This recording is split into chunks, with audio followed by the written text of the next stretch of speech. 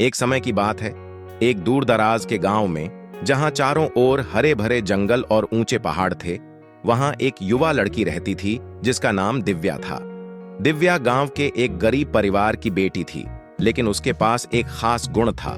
उसके हाथों से बागवानी का काम चमत्कारी रूप से होता था। उसकी सब्जियां और फूल इतने सुंदर और स्वस्थ होते थे कि पूरे गांव में उसकी चर्चा होती थी। दिव्या की मां उर्मिला एक सरल और दयालु महिला थी और उसके पिता रणजीत एक वृद्ध किसान थे जो हमेशा दिव्या की जादुई क्षमताओं पर गर्व महसूस करते थे। हालांकि दिव्या की खुशियां पूरी नहीं थीं, क्योंकि वह एक रहस्यमय और खोए हुए राजकुमार की कहानी सुनती रहती थी जिसे उसकी जादू की शक्ति की मदद से बचाना था। एक दिन गांव में एक अजीब घटनाएं घटने लगीं। रात को चांदनी के समय गांव के आकाश में अजीब सी रोशनी दिखने लगी। कुछ लोगों ने कहा कि यह एक प्राचीन जादुई तारे की चमक है जो बुराई के प्रभाव को दूर करने के लिए प्रकट हो रहा है।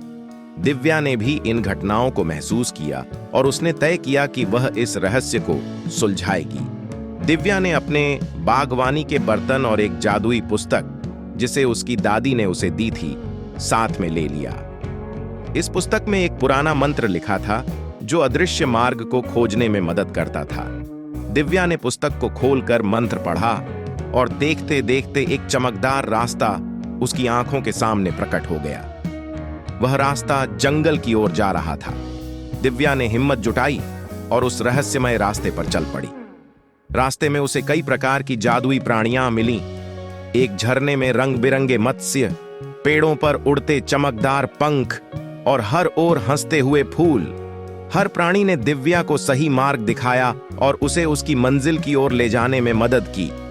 जब दिव्या एक ऊंचे पर्वत की चोटी पर पहुंची तो उसने देखा कि वहां एक शानदार महल खड़ा था, लेकिन महल के दरवाजे पर एक बड़ा ताला लगा हुआ था। दिव्या ने अपनी जादुई पुस्तक में एक और मंत्र देखा जो ताले को खोलने का तरीका बताता था। उसने मंत्र पढ़ा और ताला खुल गया। महल के अंदर दिव्या ने देखा कि एक भव्य कक्ष में एक सुंदर राजकुमार सो रहा था।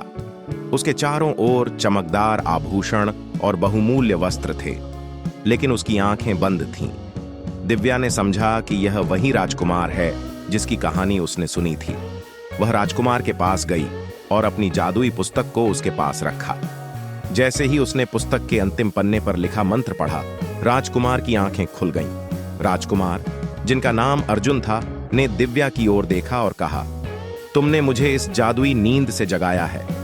अर्जुन ने बताया कि वह एक जादुई जहर के कारण सोया हुआ था जिसे एक काले जादूगर ने उसके ऊपर डाला था। उस जादूगर ने राजकुमार को सोने की सजा दी थी ताकि वह उसकी जादुई शक्तियों को हासिल कर सके। दिव्या ने अर्जुन की मदद करने का वादा किया और उसने अपने जादुई कौशल का प्रयोग करके जादूगर की खोज शुरू की।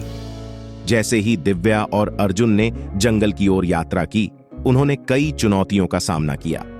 भयानक झरने, अजीब जादुई प्राणियां और जादूगर के उत्पात। लेकिन उनकी साहसिकता और एकता ने उन्हें हर चुनौती को पार करने में मदद की। आखिरकार वे जादूगर के किले में पहुंचे। जादूगर ने उन्हें देखकर हंसते हुए कहा, तुम मुझे हराने की कोशिश कर रहे हो, मेरे जादू से तुम्हारी कोई नहीं चलेगी।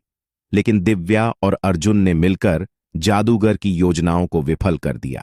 दिव्या ने अपनी जादुई पुस्तक से एक शक्तिशाली मंत्र पढ़ा जो जादूगर को पराजित कर दिया और उसकी जादुई शक्तियों को समाप्त कर दिया। जादूगर की हार के बाद अर्जुन ने दिव्या को धन्यवाद कहा और उसके गांव की ओर यात्रा की।